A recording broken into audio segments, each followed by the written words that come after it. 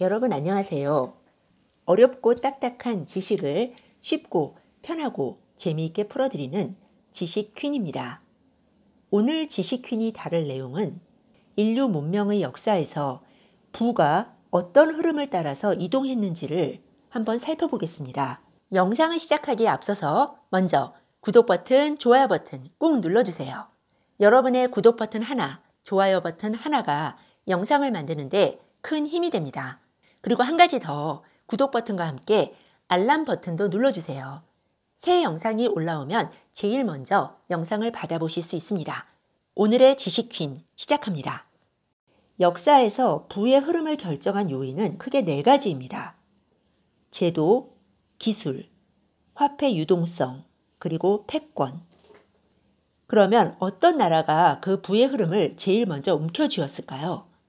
학자들은 그리스가 인류 역사상 최초로 부의 흐름을 이끄는 3가지 힘인 기술, 화폐 유동성, 그리고 패권을 거머쥔 나라라고 말합니다.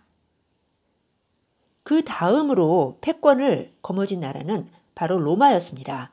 하지만 로마는 자신이 독자적으로 부를 창출했다기보다는 그리스인들이 만들고 발전시킨 시장과 제도를 송두리째 받아들여서 도시를 넘어 국가 단위에서 적용한 나라입니다. 그리스는 사실 도시국가였기 때문에 로마만큼 그렇게 전 세계적으로 강력한 패권을 행사하지는 못했습니다. 하지만 로마는 그리스의 제도를 그대로 받아들여서 그것을 제국의 형태로 만들었죠. 로마는 소유권, 형평의 원칙 등이 포함된 상법과 시장 제도를 탁월한 수준으로 완성해서 근대 자본주의의 기틀을 만들었다고 볼 수 있는 나라입니다. 그런데 이 로마가 영원히 번성하지는 못했죠. 3세기 말에 시작된 인플레이션에 의해 서서히 침몰하기 시작합니다. 디오클레티아누스 황제가 금화나 은화에 불순물을 섞어서 화폐 가치를 속임으로써 화폐 유통량을 급격히 늘리는 화폐 사기를 펼쳤던 겁니다. 통화량이 증가하자 당연히 화폐 가치가 하락했죠. 로마는 그리스가 시행했던 가격 통제 정책을 그대로 추종해서 상품의 가격을 마음대로 올리는 상인을 사형에 처하는 등 극단적인 가격 통제를 시행했습니다. 유동성의 증가로 화폐 가치가 하락하는데도 상품 가격을 올릴 수 없게 되자 로마 도시 곳곳에서 식료품과 소비재의 공급이 점점 감소하면서 도시 경제가 침몰하기 시작합니다. 로마 정부는 도시 거주자가 시골로 이주하는 것을 금지하는 법률을 공포했습니다. 하지만 굶주림을 견디지 못한 사람들은 농촌으로 도망쳤고 도시 인구는 급격히 줄기 시작했습니다. 도시 인구가 줄면서 시장이 무너지자 상인들도 도저히 도시에서 살 수 없었죠. 로마 제국을 튼튼히 뒷받침했던 도시들이 몰락하자 로마 제국의 힘도 쇠퇴하기 시작합니다. 로마에서 건너간 패권은 어디로 갔을까요?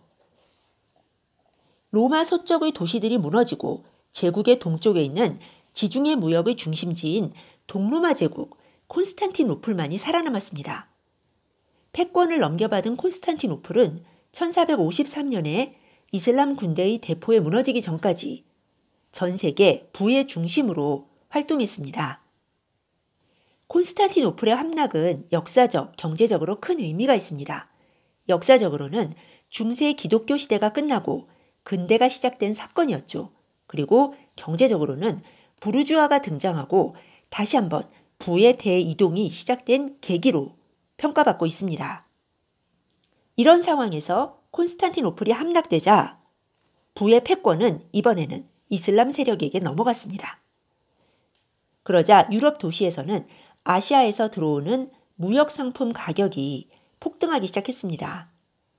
심각한 경제 위협에 직면한 유럽 국가들은 아시아로 가는 새로운 무역 항로가 절실히 필요했던 것이죠.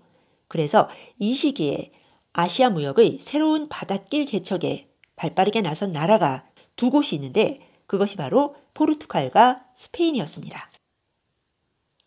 포르투갈은 강력한 해양 기술을 개발하고 아시아 시장을 장악하면서 풍부한 유동성을 확보했습니다. 신대륙 탐험 과정에서 얻은 막강한 군사력을 바탕으로 패권을 거머쥐고 15세기 이후 유럽 최고의 부자 국가로 부상했죠. 이제 고대 그리스에서 시작된 부의 흐름은 로마 제국 서쪽에서 동쪽을 거쳐 다시 이베리아 반도 맨 끝자락에 위치한 포르투갈로 이동했습니다. 대항해를 통해 새로운 항로가 개척되자 혁신적 기술이 등장하고 시장이 확대되고 자유무역이 확산되면서 화폐 유동성이 증가했습니다. 화폐 유동성의 증가는 상업을 부활시키고 부유한 상업 도시가 유럽 곳곳에서 출현하면서 유럽은 경제 위기를 극복하기 시작했습니다. 이런 과정에서 등장한 새로운 계층이 바로 부르주아입니다. 상업을 기반으로 부를 축적해온 도시인, 즉 부르주아들은 싸우지도 않고 성직자처럼 기도하지도 않고 농부처럼 일도 하지 않으면서 부자가 되었기 때문에 불로소득을 얻거나 부당한 방법으로 부를 축적하여 사치스러운 생활을 한다는 비난을 받았습니다.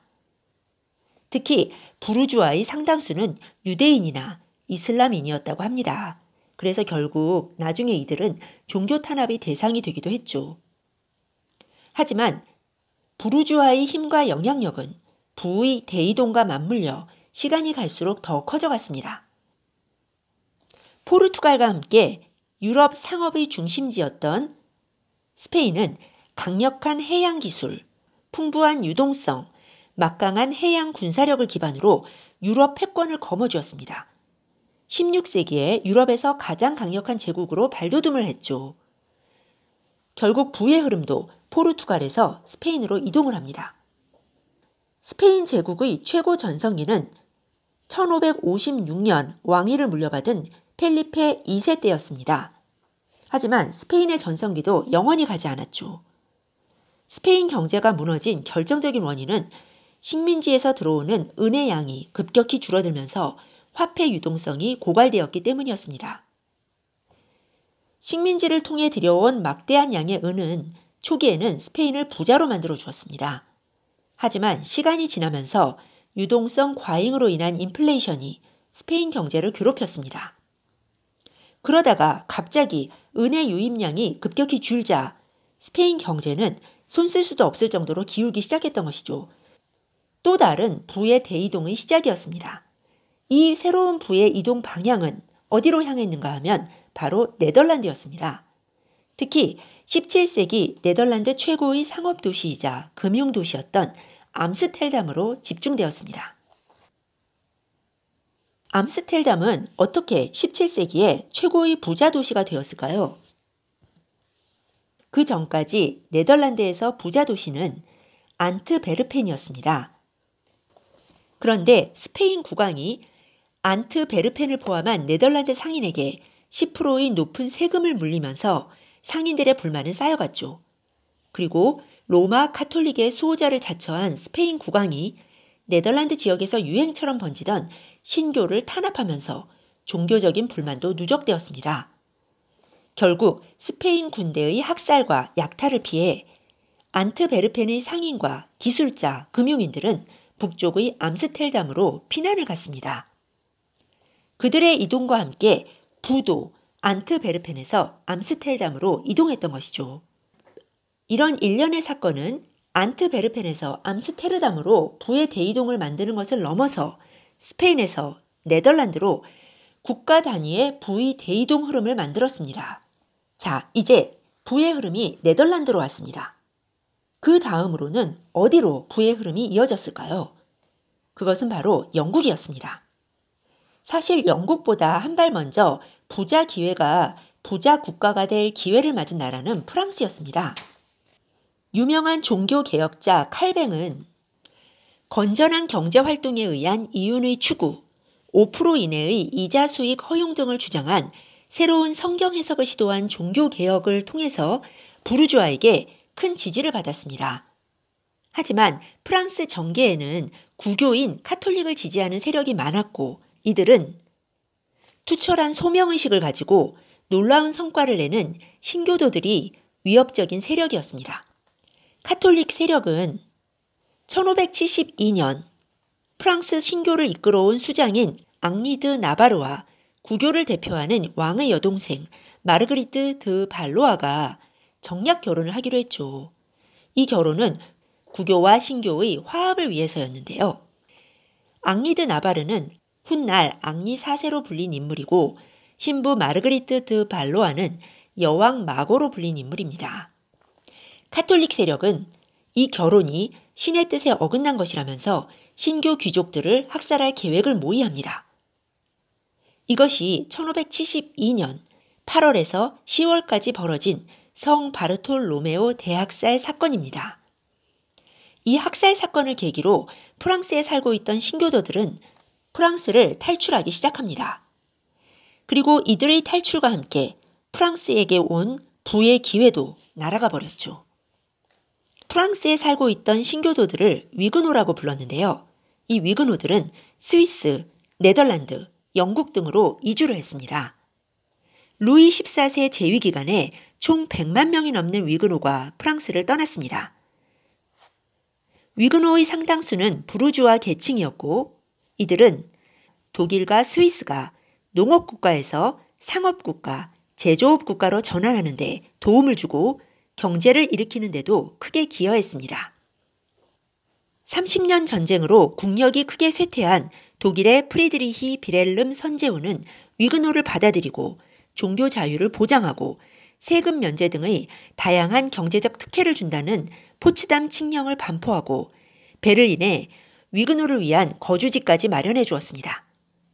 이렇게 해서 독일에 정착한 위그노는 독일이 제조업 강국으로 가는 기틀을 마련해 주었죠. 산업혁명을 주도한 나라는 영국이었지만 독일도 부르주아들이 대거 정착한 중부 유럽 지역을 중심으로 기술과 자본을 축적하여 영국을 빠르게 추격할 수 있었습니다.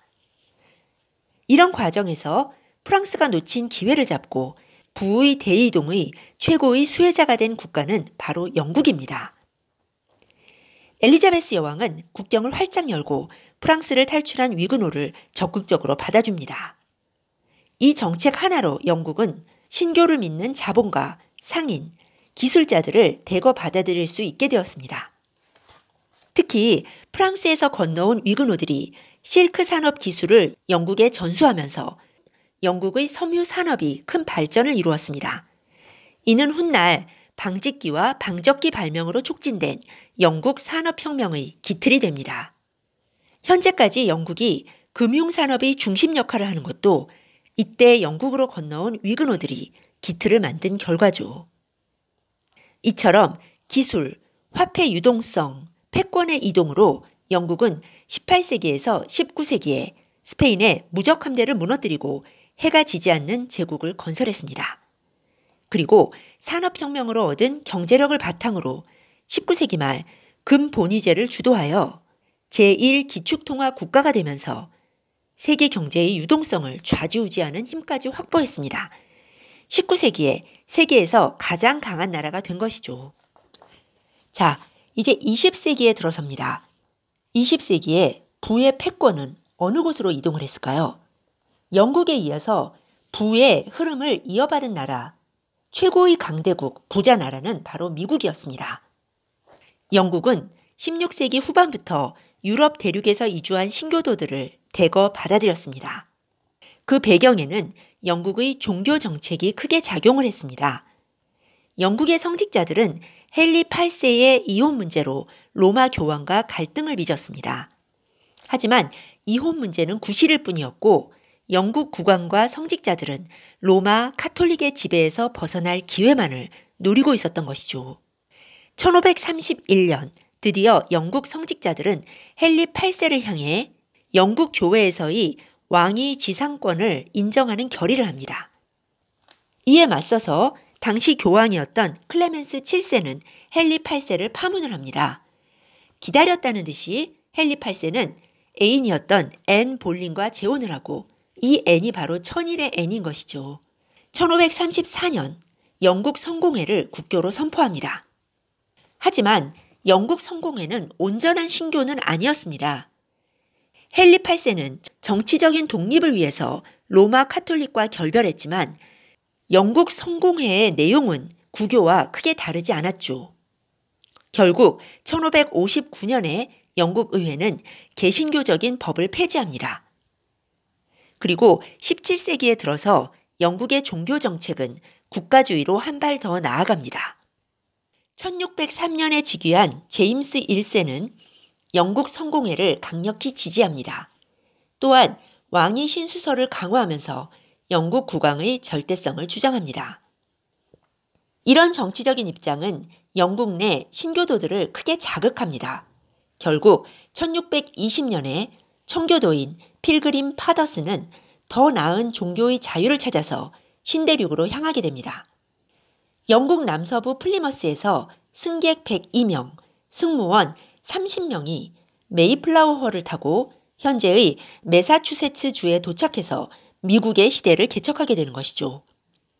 그 이후로도 유럽에서는 19세기까지 지속적으로 종교의 자유와 새로운 기회를 찾아서 수많은 사람들이 미국으로 이주합니다. 결정적으로 20세기에 접어들면서 1차, 2차 세계대전이 발발하자 전쟁과 이념의 박해를 피해 수많은 자본가, 기술자, 과학자 등 유럽의 엘리트들이 미국으로 대거 이주를 합니다. 이 과정에서 자연스럽게 기술과 화폐 유동성, 패권이 유럽에서 미국으로 대이동을 하면서 미국은 20세기 최고의 제국으로 성장을 하게 된 것이죠. 학자들은 미국이야말로 부의 흐름을 이끄는 세 가지 힘인 기술, 화폐 유동성, 패권을 인류 역사상 가장 잘 활용한 나라라고 보고 있습니다. 미국은 유럽보다 한 단계 더 진보한 증기기관, 철도, 석유, 철강, 전기, 자동차 등 다양한 신기술을 개발하면서 미국 산업이 세계를 지배할 기틀을 마련했습니다. 물론 1876년 그리고 1929년 두 번의 대공황이 있긴 있었죠. 하지만 2차 세계대전 이후에 영국을 비롯한 유럽이 전쟁의 피해로 허우적거리는 사이에 제1기축통화국의 지위를 획득하면서 세계 유동성을 장악하게 됩니다. 혁신적인 기술과 막강한 유동성, 큰 시장을 가지고 세계 무역까지 주도하면서 미국은 20세기에 가장 강력한 패권 국가로 도약을 하게 됩니다. 세계 최고의 부자들이 탄생했고 국가 단위의 부의 총량도 기하급수적으로 증가했습니다. 네, 지금까지 지난 몇백 년간의 인류 역사에서 부의 흐름이 어떤 경로를 따라서 어떤 요소에 의해서 어떤 나라에서 또 다른 나라로 이동을 했는지를 살펴보았습니다. 돈은 결코 무작위로 움직이지 않습니다. 분명한 원칙을 따라 이동을 합니다. 역사에서 발견한 부의 흐름을 바꾼 결정적인 요소는 크게 네 가지입니다. 제도, 기술, 화폐 유동성, 그리고 패권이죠. 제도는 부를 싹 틔우는 토양입니다. 기술과 화폐 유동성은 부의 흐름을 바꾸는 힘이죠. 패권은 인재를 유입하고 시장 규모를 키우면서 부를 강화합니다. 부는 이렇게 네 가지 요소의 영향을 받으면서 물 흐르듯 움직이는 것이죠. 이런 요소를 좌지우지하거나 부의 흐름을 바꿀 능력은 개개인에게는 없습니다. 하지만 우리는 이런 부의 흐름을 이해하고 이동 순서를 꿰뚫어 봄으로써, 즉 통찰력을 얻음으로써 미리 부의 길목을 지켰다가 이렇게 움직이는 부의 흐름을 붙잡을 수가 있는 것이죠. 이 부의 흐름이 이동하는 과정에서 통찰력을 가진 사람들은 큰 부를 얻고 자신뿐 아니라 자손들에게까지 거대한 부를 안겨주게 됩니다. 네, 여러분 잘 들으셨는지요? 지금까지 들려드린 내용이 도움이 되셨다면 그냥 가지 마시고 꼭 구독 버튼, 좋아요 버튼 꼭 눌러주세요. 여러분의 구독 버튼 하나, 좋아요 버튼 하나가 제가 영상을 만드는데 큰 힘이 됩니다. 앞으로도 좋은 영상 많이 올리겠습니다. 네, 지금까지 어렵고 딱딱한 지식을 쉽고 편하고 재미있게 전달해드리는 여러분의 지식 퀸이었습니다. 감사합니다.